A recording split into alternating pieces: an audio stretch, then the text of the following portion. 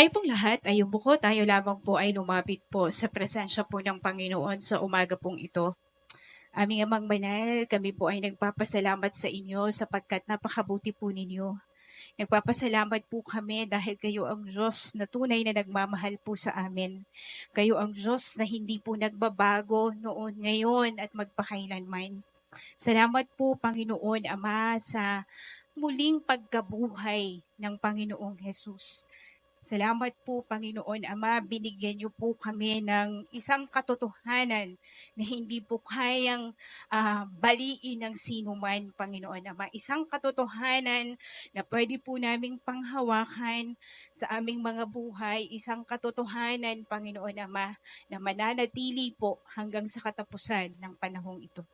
Maraming salamat po, Panginoon Ama, dahil minahal mo kami, Panginoon, aming Diyos. Salamat po sa buhay ng Panginoong Jesus. At nawa po, Panginoon, ngayong umaga, we ask for your presence to be with us, enlighten us, our hearts and mind, Panginoon Ama, sa umaga pong ito, sa pamamagitan po ng iyong salita. At nawa po, Panginoon, patuloy ka po naming makilala sa pamamagitan po ng iyong mensahe sa umaga pong ito. Maraming salamat po. Sa iyo po ang lahat ng papuri, pagdakila at pasasalamat. In Jesus' name we pray. Amen and amen. Kung papansinin po natin, ang ating mga turo po ay meron po tayong series na I Am. Okay? Di ba po, gusto ko lamang po kayong bigyan po ng, sino ho dito yung nandun po ng Sunday sa village? Ano po yung title ng ating I Am? Sabi po doon, I am the door. Okay? Hindi lang po siya isang pintuan, kundi siya ang pinto. Okay, magkaiba po yun. Ano ho? Natakal na po natin. Sabi po doon, I am the bread of life. Okay? Bakit po ba natin tinuturo po ang I Am series? Gusto ho nating makita ng bawat isa na ang Panginoong Jesus ay Diyos. Okay? Isa po ito sa mga doktrina na kailangan po nating malaman sa ating pananampalataya na ang Panginoong Jesus ay hindi tao lamang, kundi siya ay Diyos. Okay? Naunawaan po natin, napakahalaga po nito.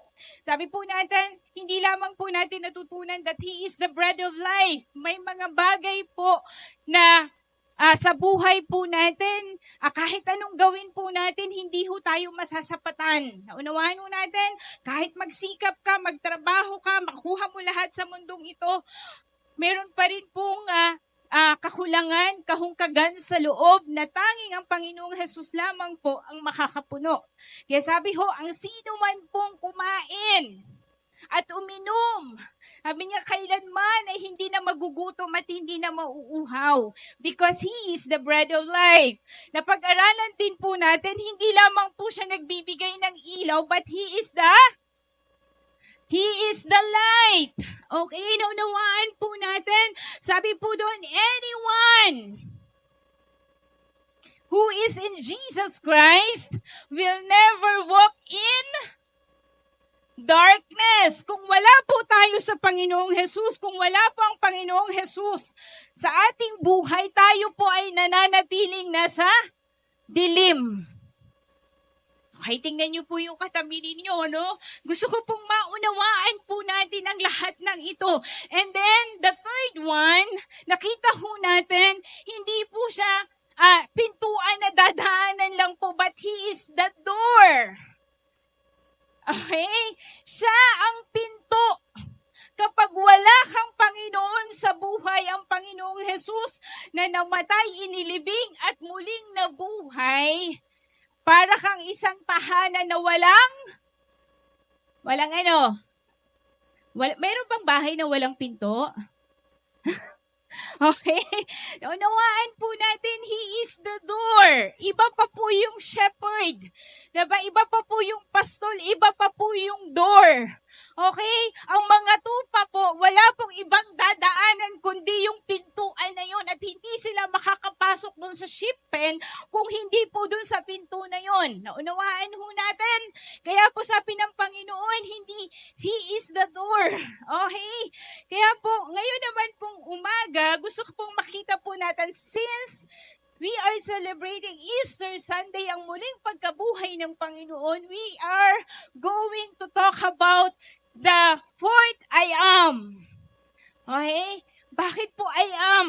Diba sabi ho ng Diyos nung kinausap niya si Moises, diba? Nung kinatagpo ho niya si Moises sa burning bush, yung sinabi niya, ikaw ang gagamitin ko para palayain ang mga Israelita sa pagkakaalipin. Ito ang sasabihin mo, ito ang gagawin mo.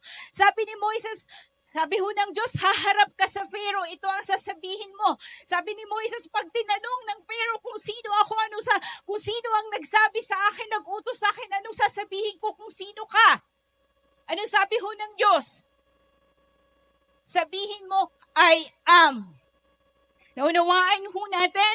And ang pinag-uusapan po natin, it is a declaration from Jesus Christ.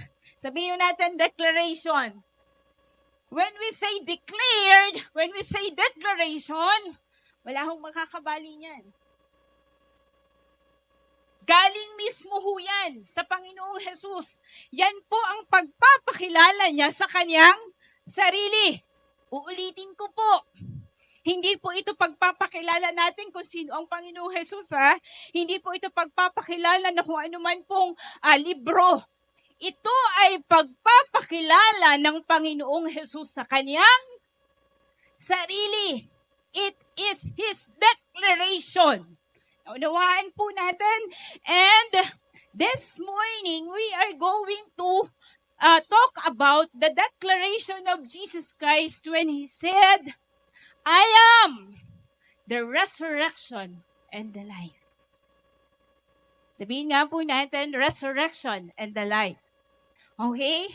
Gusto ko pong makita po natin kung gaano po kahalaga ang sinabi ho ng Panginoong Jesus na I am the resurrection and the life.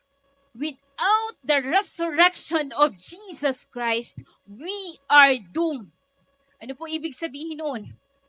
Nasa kapahamakan po tayo kung wala po ang muling pagkabuhay ng Panginoong Jesus. This is the foundation of our faith.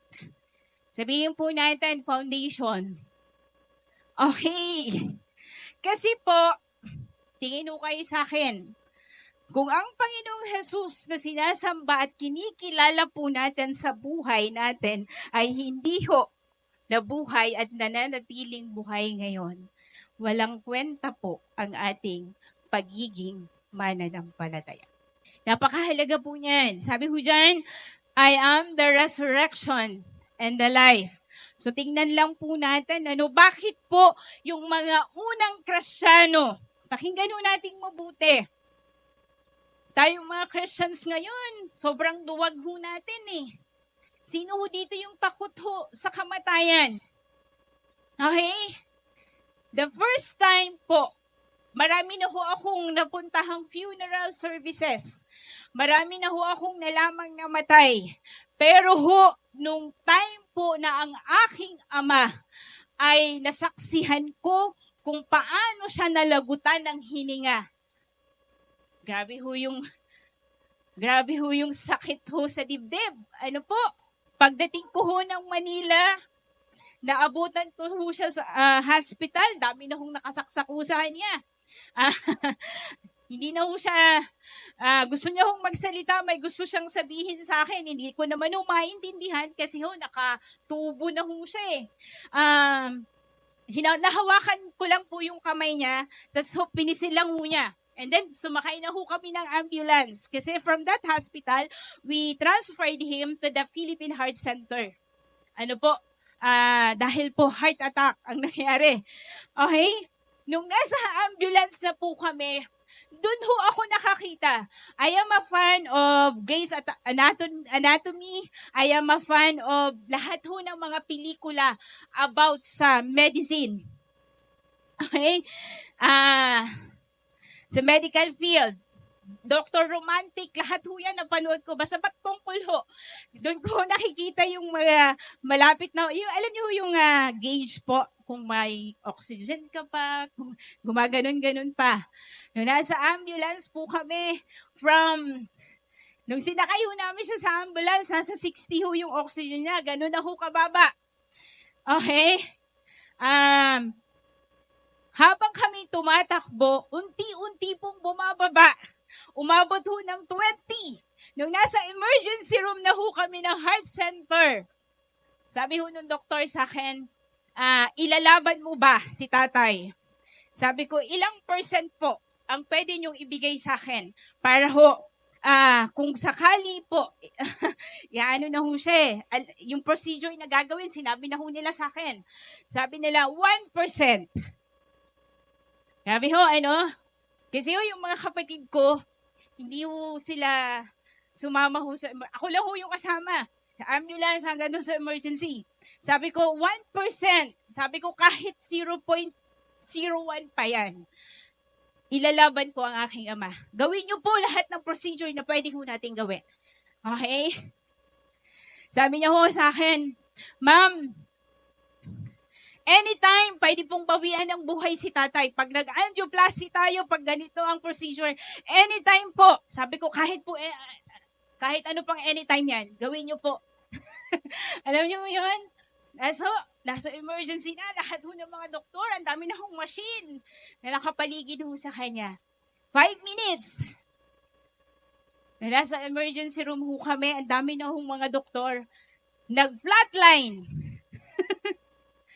Pagka-flatline po, tingin ho sa akin yung doktor. Alam niyo yung itsura ko? Hindi ko na ho alam kung ano yung itsura ko noon eh. Kasi ho talagang sa pelikula ho, lang ho ako nakakapanood ng gano'n. Pero yung personal ho na nakikita ko yung aking ama. Nag-flatline. Sabi ho ng doktor sa akin, nire-revive ho nila. Ganun po pala ang nire-revive, nakakaawa. Ano tawag doon? Hindi ko alam eh. Kinokuryente. 4 times na ginaganon ho siya. Wala hong nagbabago. Tumunog na ho. Flatline. Tumingin ho sa akin ulit yung doktor. Sabi ko, isa pa po. Isa na lang. Kasi ayoko pong i-give up eh. Sabi ko, isa na lang po, pwede. Sabi ko, pag hindi pa ho rin talagang wala hong nangyayari, sige na po, pahingahin na po natin ang aking ama. Niyakap po ako ng doktor after ho nung isa pa hong pag-revive. Sabi niya sa akin, Ma'am, titigil na po namin. Okay? Sabi ho, sabi niya, titigil na po namin. Sabi ko, okay na po. Nakakatawa nga po dahil nung pumasok po kami ng aking asawa, nung nakita ko ng asawa ko na humihilik siya at nagpapampa po yung kanyang tiyan. Sabi ho ng asawa ko dun sa doktor, buhay pa ang aking tatay. Sabi ho ng doktor, Sir, machine na lang po yan. Pag tinanggal po natin yan, wala na. Grabe ho, doon ho ako nakakita talaga ng nag-aagaw buhay at kung paano ho unti-unti hong nawala ang kanyang hininga. Okay? So sabi ko po sa inyo, nung nakita ko ho yun, sabi ko ay, patay na talaga. Tingnan ho natin, nung ang Panginoong Jesus po ay ipinako sa krus, nung siya po ay pinahirapan po, grabe ho yung sabi nga po nila, hindi ho maihahalin tulad sa mga death penalty natin ngayon eh. Yung ginawa ho sa kanya eh, sobra pong matindi pong pagpapahirap po yun. Ang isa hong, nung time na yon, ang isa hong taong na napatawan ng death penalty. Kasi si Panginoong Jesus napatawan ho ng death penalty dahil po sa atin, dahil sa kasalanan po natin. Meron ho sa kanyang naka-assign na centurion. Ang centurion po ay isa hong napaka-professional na killer na sundalo. Alam nila at alam niya ang isang taong pinahirapan kapag patay na. Hindi niya yun iiwanan hanggat alam niyang humihinga pa. Sisiguraduhin niya talaga na ang isang taong nahatulan ng kamatayan that time, bago ho ibaba sa krus, di ba ho pinako, patay na talaga. At patay na talaga ang Panginoong. Pag sa centurion, how many soldiers ang under sa'yo? 100. Kaya nga sabi ho, di ba, pag dinuturo ho sa atin, isang batalyon. Grabe. At nung time po, di ba ho, pinako ho sa krus. May 2 taong nandoon sa gilid. Ang ginawa ho nila, binaluktot ho nila yung tuhod. Binali ho nila para hindi na ho siya makaangat. Naunawaan po natin, yan po ang Panginoong Jesus. Tapos ho, ano pong ginawa nila? Tinusok po nila ng spear dito ho sa gilid, sa may lungs. Kaya lang po yung pagkakatusok po nila, hindi lamang po lungs ang inabot. Umabot po sa kanyang heart. Kaya ang pagkamatay ho ng Panginoong Jesus, kung tutuusin po, ay cardiac arrest. Tumigil po. Dahil po natamaan po, okay? Naghalo daw po yung tubig sa lungs at yung blood sa heart. Sabi ko, naalala ko po yung tatay ko, nasa death certificate po niya, cause of death, cardiac arrest. Okay? Bigla na hong nag-stop ang heart. Grabe. So, nung ipinako ang Panginoong Jesus sa krus at nung ibinabaho siya sa krus, siya po ay patay na talaga. And yet, tingnan mo natin, sabi ho, I am the resurrection and the life. Okay, John 11. Okay, so alam niyo ho yung kwento. Mayroon pong isang taga Betania. Mayroon pong magkakapatid na taga Betania, si Martha, si Maria at si Lazaro. Okay, dumating yung time na si Lazaro ay nagkasakit at namatay. Okay, ang Panginoong Jesus ay wala sa Betania. Nasa ibang lugar. Parang 2 miles away. Okay, ang kanyang kinaroroonan. At nung sinabi ho ni Maria, nung pinaalam nila sa Panginoong Jesus na siya ho ay patay na, si Lazaro, hindi ho agad pumunta ang Panginoong Jesus para ho, sabi niya hindi pa time para maparangalan ang Panginoon. Okay, tingnan ho natin. Verse 20, sir. Nang mabalitaan ni Martha na dumarating si Jesus, sinalubong niya ito. Ngunit si Maria na may naiwan sa bahay. Sinabi ni Martha, Panginoon, kung kayo po ay narito, buhay pa sana ang kapatid ko. Subalit nalalaman kong kahit ngayon ipagkakaloob sa inyo ng Diyos ang anumang hingin ninyo sa Kanya. Muling mabubuhay ang iyong kapatid, sabi ni Jesus. Sumagot si Martha, nalalaman ko pong siya'y mabubuhay muli sa huling araw. Sabi ho ni Martha, alam ko naman po na okay na mabubuhay po siya sa huling araw. Pero ano pong sagot ng Panginoon? Ako ang nagbibigay buhay at ang muling pagkabuhay. I am the resurrection and the life. Ang sino mang sumasampalataya sa akin kahit mamatay ay muling mabubuhay. At sino mang nabubuhay at sumasampalataya sa akin ay hindi mamamatay kailanman. Okay? Sa English po, sabi ho ng Panginoon, Jesus said to her, I am the resurrection and the life.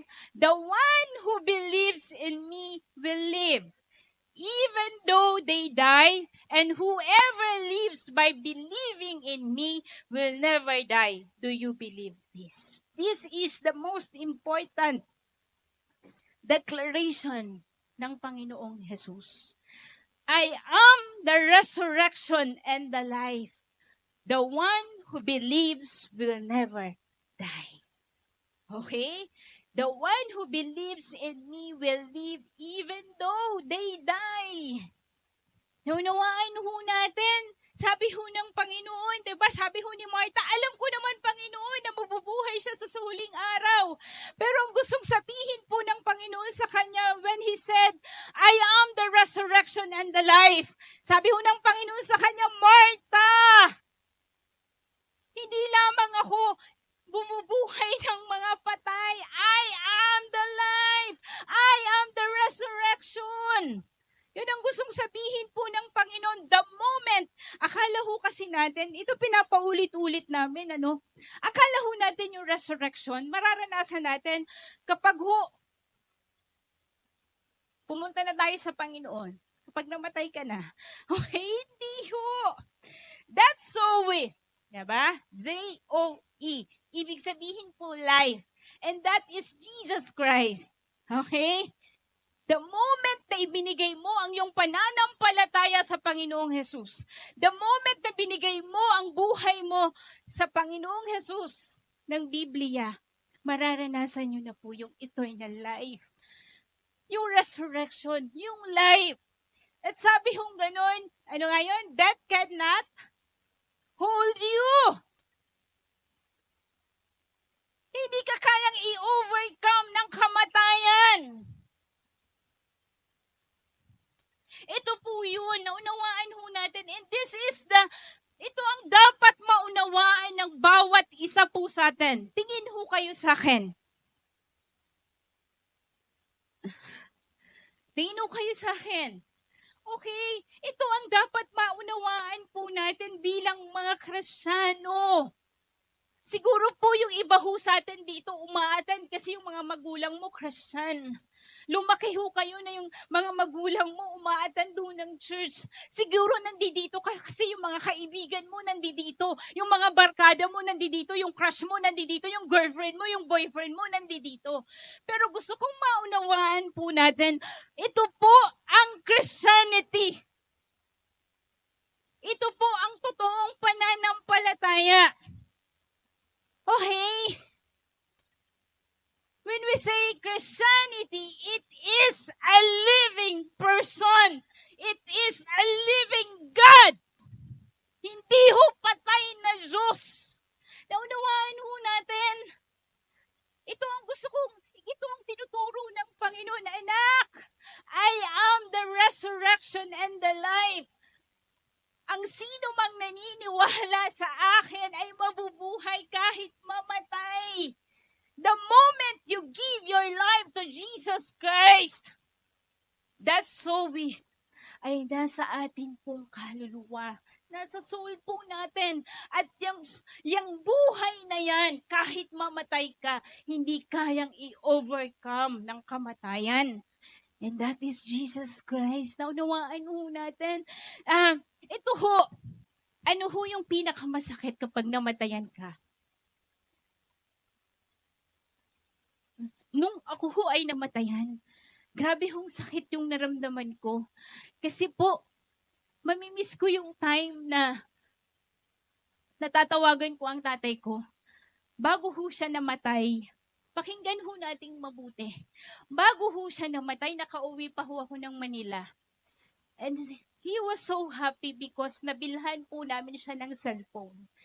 At sabi ho niya, makakausap niya na po ako, nagpaturo ho siya sa akin paano gumamit ng messenger, paano ho tumawag, paano ho mag-FB, lahat po yun, inisa-isa ko sa kanya. At nung ako po'y nakauwi na, kami hong mag-ina dito sa San Juan, everyday po, tumatawag po siya sa akin. Kahit hindi ho niya, sabi ko, tatay, puro mukha mo na lang nakikita ko. Minsan ho yung sahig. Kasi hindi pa ho siya pero yung boses niya, lagi kong naririnig. Tinatanong niya po ako, kamusta kami? Kamusta ang tawag niya ko sa anak ko, Tani. Niya, Tani, kamusta ka na? Kailan ka babalik? Ganun ho siya. Everyday ho yun. Yun ho yung nakakamiss eh. Kasi pag wala na ho yung tao, hindi mo na makakausap. Hindi mo na mahahawakan ang kamay. Hindi mo na ho maititreat kung saan. Wala na ho eh. Yun na ho mamimiss ho natin. Hindi ho natin makakausap. Hello? Yun ho yung nakakamiss. Doon ho ako iyak ng iyak. Kasi sabi ko, nung nagkaroon ho kami ng minsan, pwede na ho kaming umuwi-uwi. Ang iksi ho nung time na kami ho yung magkasama sa isang bahay. Kasi half of my life ay inilaan ko po sa pagsunod ho sa Panginoon. Nung time ho na binago ho siya ng Diyos sa pagiging leon. Mula sa pagiging leon, naging tupa. Literally po talaga napakabait. Nung time na ho yun, hindi ko po na-enjoy masyado dahil malayo po ako sa kanya. At yun po yung mamimiss ko. Nung time, pag po uwi ho kami, sorry ha, sorry po, pag uuwi ho kami, anong gusto mo anak, anong gusto niyong pagkain? Yun daw yung mamimiss mo eh. Hindi mo na ho makakausap. Hindi mo na makahawakan ho yung kamay. Yun ho yung, diba? Yun ho yung masakit eh. Pero tingin ho kayo sa akin. Not with Jesus Christ, because Jesus Christ lives. We can talk to Him personally. Jesus Christ can speak to us right now. Kaya tayong kausapin, kaya kang kausapin ng Diyos ng personal. Kaya mong kilalanin ang Panginoong Jesus kasi hindi ho siya patay. He is living God. Buhay po ang Panginoon. Ano pong pinagdadaanan ninyo? Kaya niyo po kausapin ng Diyos. Ano po ang problema ho natin? Kaya ho nating sabihin ho sa Panginoong Jesus. And He will speak to us. Because Jesus Christ is alive. Amen po. Buhay po ang Panginoon po natin. Sabihin mo nga sa katabi mo, buhay ang Panginoon. Diba? Makikilala po natin siya. Kakausapin niya po tayo. Naunawaan ho natin? He will speak to us personally. He will speak to us through His Word. Yun po ang kaibahan. Ang isang taong namatay, hindi mo na yan makakausap eh. Pero ito ang maganda. Ito ang magandang balita. Ang Panginoong Jesus natin ay buhay and we can talk to Him. We can know Him personally. He can speak to us personally. Naunawaan ho natin, yan po ang kagandahan po ng muling pagkabuhay ng Panginoon. Naunawaan ho natin, kung hindi po nabuhay ang Panginoong Jesus, wala hong kwenta ang ating pagkilala sa Panginoon. And I will end sa buhay po ni Peter. Si Peter po, mahal na mahal po ang Panginoong Jesus, diba? Grabe ho. Pero, nung time na ipapako ang Panginoong Jesus sa krus, diba? Nagtago ho siya eh, natakot ho siya. Unawaan ho natin. Pero, dininay niya pa ang Panginoon ilang beses. Ha? 3 times. At nung ipinapako sa krus ang Panginoong Jesus, nandun lang ho siya, nagtago ho siya, umiiyak ho siya ng palihim. Wala ho siyang tapang na sabihin na kasama ako ng Panginoon. Pero nung hindi pa ho pinapako ang Panginoong Jesus sa krus, ang tapang ho niya, diba? Pagtatanggol kita, saan ka man pumunta, ganyan, sasama ako sa iyo. Pero tingnan niyo po, after ho mamatay ng Panginoong Jesus at muling nabuhay, nagpakita ho siya kay Pedro. Okay? And from that time, magmula po nung nakita niya, muli niyang nakita ang Panginoong Jesus, he was transformed. Nabago ho si Pedro. Okay? Kung wala pong Panginoong Jesus na namatay at muling nabuhay, hindi ho tayo mababago. Wala hong kapangyarihan ng banal na spirito ho sa buhay po natin na magbabago ho sa atin. Kung hindi po muling nabuhay ang Panginoon. Sabihin mo sa katabi mo, pasalamat ka, buhay ang Panginoon. Okay? Okay? Naunawaan ho natin, that's the power of true Christianity. Sabihin natin sa katabi mo, yan ang kapangyarihan ng totoong pananampalataya. Okay? May pagbabago ho. May nagbabago ho sa loob. Tingnan nyo yung katabi nyo. Huwag mo nang tanungin kung may nagbago. Yaan mo na. Okay? Buhay po ang Panginoon. Hindi pa ho tapos ang Panginoon sa Kanya. Okay? Nalawain ho natin. Pakinggan ho natin mabuti. Okay? Sabi ho, nagkaroon ho ng kapangyarihan si Pedro na kahit ang kamatayan hindi ho kayang gapiin. Kung titingnan po natin ang kasaysayan po ni Pedro, after nang makita niya na muling nabuhay ang Panginoon, nagkaroon siya ng kakaibang tapang. Yung dating duwag na Pedro, grabe ho, ang tapang. Ano po, kaya po hindi siya natakot na mamatay ho na isang martyr. Alam niyo po ba ang kamatayan ni Pedro ay ipinako din po siya sa krus. Ang kaibahan po, pabaliktad lang. Grabe. Tindi ho, after niyang makita ang Panginoong Jesus, pagkatapos mamatay, nakita niya na ang Panginoong Jesus ay buhay. Grabe ho, ang mga preaching niya, mga turo niya, yung mga tao hong kinatatakutan niya, hinarap ho niya. Naunawaan ho natin, tingin ho kayo sa akin, and I will end with this po. It's not about beautiful song. It's not about beautiful place. Hindi ho, wala ho yan sa ganda ng kanta. Wala ho sa ganda ho ng lugar. Kahit po nasa barong-barong ka. Okay? Kahit po hindi ho ganun kaganda ang ating church, wala ho yun doon. It's not about a good preacher. Wala ho yan sa galing ho na nagtuturo. It is about the living presence of the one who is what? Who is alive. Andun ho sa presensya ho ng Panginoong Jesus na buhay. Naunawaan po natin, the question for us today right now is, do you know Him? Okay? Kilala po ba natin siya?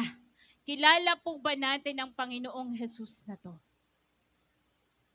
Tanungin mo ngayon katabi mo, kilala mo ba yan?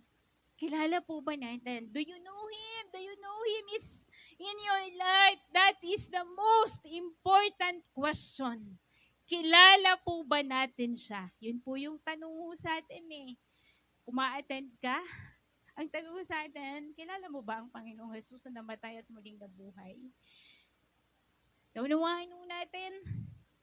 Okay, yun po yung tanong sa atin.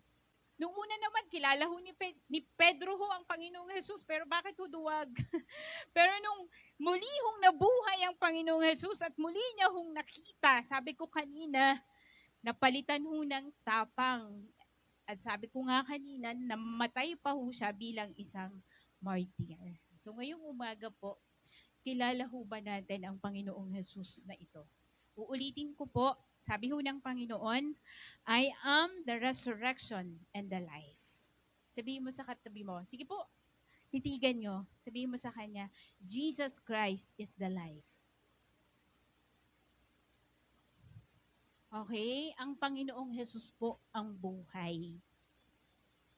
Kung ang Panginoong Jesus ay buhay at wala ka sa Panginoon, ano ka? Patay. Ang totoong buhay po ay ang Panginoong Jesus. Ulitin niyo po sa katabi niyo. Ang totoong buhay ay ang Panginoong Jesus. Okay? Naunawaan natin, ang lahat sa mundong ito ay secondary lang. Diba? Kung titingnan po natin, minsan ho, ang ibang tao, diba? Ang iba ho sa atin, pag nagbakasyon ka at sobrang nagandahan ka, at na-relax ka, magpo-post ka, this is the life. Diba? Ganun ho eh. Akala mo po ang buhay ay magkaroon lang po ng magandang trabaho. Akala po natin ang totoong buhay ay magkaroon ka ng lahat sa mundong ito. Akala mo ang totoong buhay ay maabot mo yung pangarap mo. Akala mo po ang totoong buhay ay magkaroon ka ng maayos po na buhay. Wala hong problema dyan. But that is not the real life. Because Jesus Christ is the life. Kung wala po tayong Panginoon sa ating buhay, nananatili po tayong patay. Uulitin ko po, Jesus Christ is the resurrection and the life. Jesus Christ is the life. Ngayon pong umaga, the question for us today, do you know Him? Do you believe in Him that He died and rose again? Kung ang Panginoon na kilala natin ay taon-taon namamatay, wala tayong totoong buhay. Wala sa atin ang buhay. Naunawain ho natin, ang totoong buhay po ay ang Panginoon. Jesus Christ is the life. He is the life. Everything else here in this world is secondary. Pangalawa lang po lahat. Hindi po, yung katabi mo, sabihin mo, hindi ikaw ang buhay ko. Sige, sabihin mo. Diba? Yung mga kabataan dyan, pag na-inlove, kala mo yun na yung buhay nila eh. Nabigyan ka lang ng kampupot. Diba? Nailibre ka lang ng kikiam. Naunawain ho natin, nabigyan ka lang ho ng dirty ice cream. Akala mo siya na yung buhay mo. Naunawain po natin, ang totoong buhay ay ang Panginoong Jesus. Wala na pong iba. Naunawaan po natin, ang totoong buhay po ay ang Panginoong Jesus. At lahat po ng nananampalataya sa Panginoong Jesus na namatay at muling nabuhay, kahit mamatay, ay muling mabubuhay because that life has overcome death. Naunawaan ho natin, kaya po, hindi ho tayo matatakot mamatay. Hindi ho tayo matatakot na anuman pong mangyari ho sa atin because meron tayong Panginoon na buhay. Naunawaan ho natin, ano pong nilalakbay ho ng ating mga puso ngayon. Do not give up. Patuloy lang po tayo. Meron po tayong Panginoon na buhay. At ang Panginoong Jesus na buhay ay meron pong magagawa sa lahat ng pinagdadaanan po natin. Amen po. Tayo pong lahat ay tumayo. Sige po, tayo po ay pasalamat lang po sa Panginoon, dahil po ang Panginoong Yesus natin ay hindi po nanatiling patay, kundi muli pong nabuhay. At ito po ang pinakamagandang balita na pwede po nating matanggap. At tayo po ay pasalamat po sa Panginoon. Okay? Hindi lamang po siya Panginoon na kaya kang buhayin. Diba? Siya ang buhay. Kapag may Panginoon po tayo sa ating buhay, sabi nga ho natin, hindi kayang gapiin ang kamatayan, ang buhay na meron po tayo. At yun po ang pinakamasarap na matanggap na balita mula sa Panginoon. Pasalamat lang po tayo sa Panginoon sa pamamagitan po ng awit na to. Sabi ho, sa aklat ho ng Korinto, the sting of sin is death. Ang kamandag daw po ng kasalanan ay kamatayan. At ipagpasalamat po natin sa Panginoong Jesus dahil niligtas po tayo sa kamandag ho ng kasalanan nung siya ho ay namatay at muling nabuhay. Nagkaroon po tayo ng tamang relasyon sa Panginoong Jesus at tayo po ay kabilang po sa kingdom ho ng Diyos dahil po sa ating pananampalataya sa Panginoong Jesus. Tayo pong lahat ay umawit.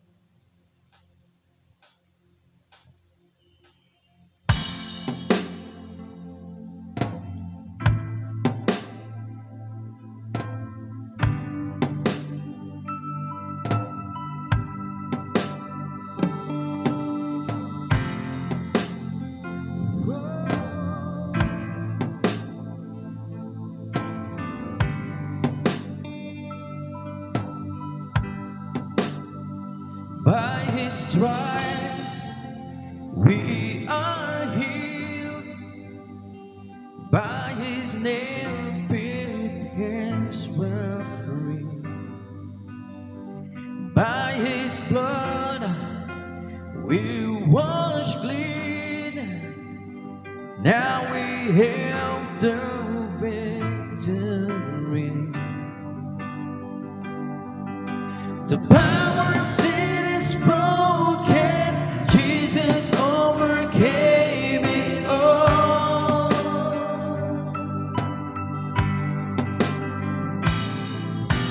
He has won our freedom. Jesus has won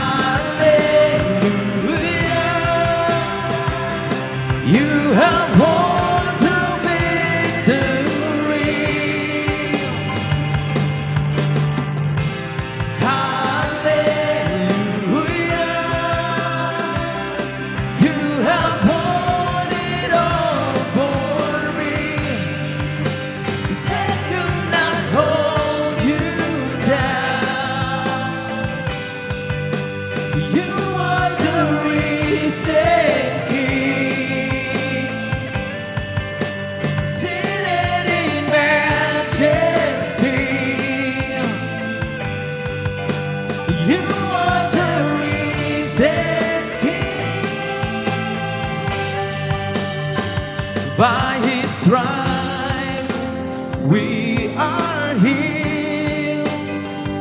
By his nail-pierced hands we're free. By his blood we're washed clean. Now we have the victory. The power of sin is broken. Jesus overcame it all.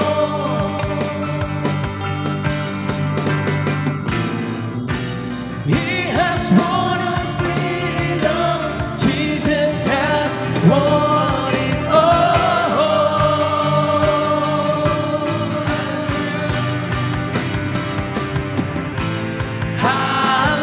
Hallelujah. You have won the victory.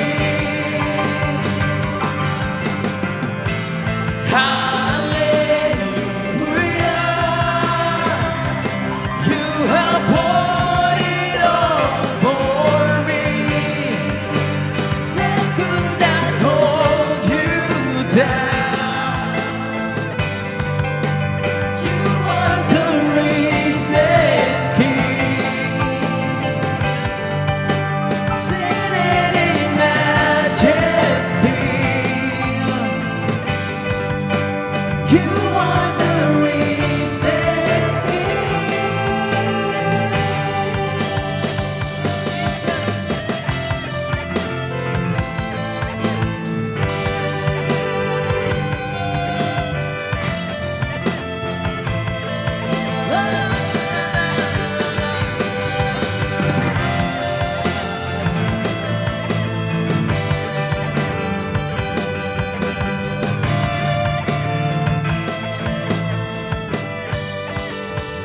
Our God is risen, He is alive. He won the victory, He reigns on high. Come on, sing. Our God is risen, He is alive. His name is Jesus, He won the victory. Sing, our God is risen. Our God is risen, He is alive. He won the victory, He reigns on high. He is alive. He won the victory, He reigns on high.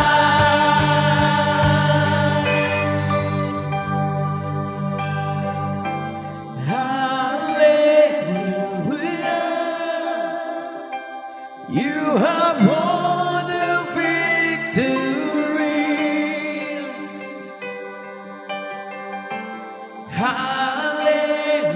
Hallelujah.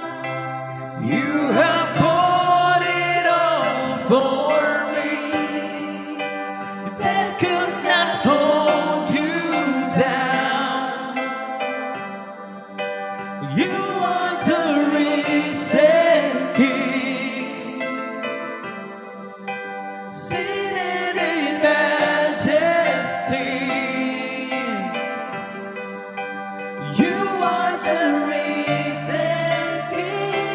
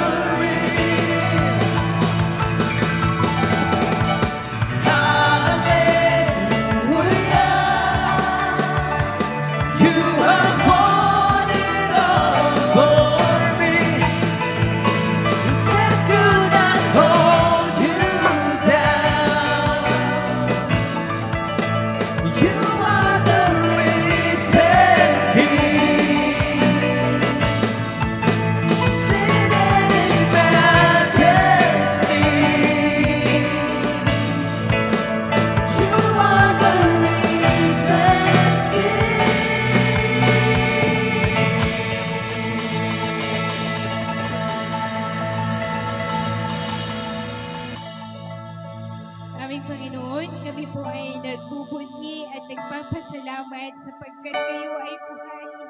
Ang Panginoong Jesus ay buhay, Panginoon Ama. Salamat po, Panginoon, sa buhay na ibinigay niyo po sa amin. Buhay na hindi kayang gapiin ng kamatayan, Panginoon Ama. Maraming salamat po, Diyos. Salamat po. At ito po, Panginoon, ang buhay, Panginoon, na patungo po sa inyo, aming Amang Banal, na kahit kami mamatay, Panginoon Ama, ang buhay na ito ay mananatiling buhay, Panginoon Ama. Salamat, salamat, aming Diyos. Salamat po dahil ang Panginoong Jesus ay nabuhay at hindi po nanatiling patay. Anytime, oh God, we can talk to Him personally. Anytime, anywhere, oh God. Makakausap po namin ang Panginoong Jesus.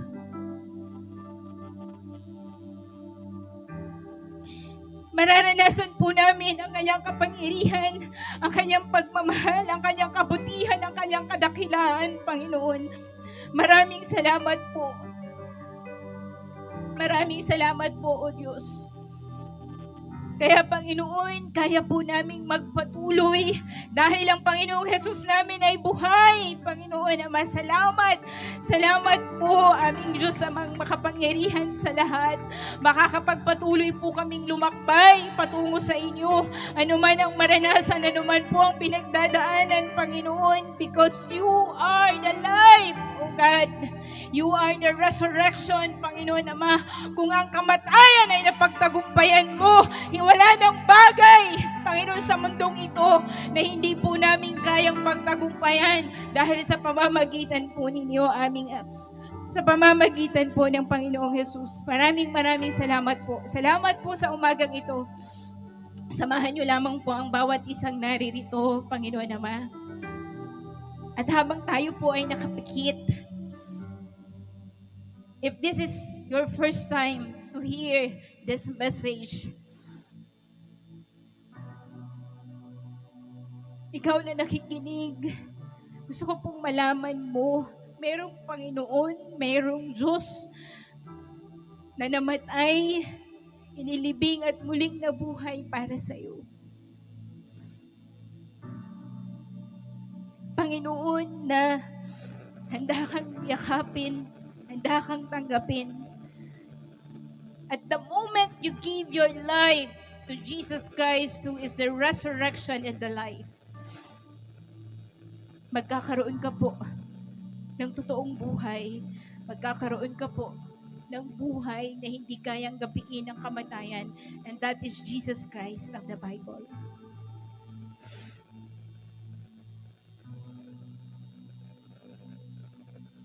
Can you say a simple prayer?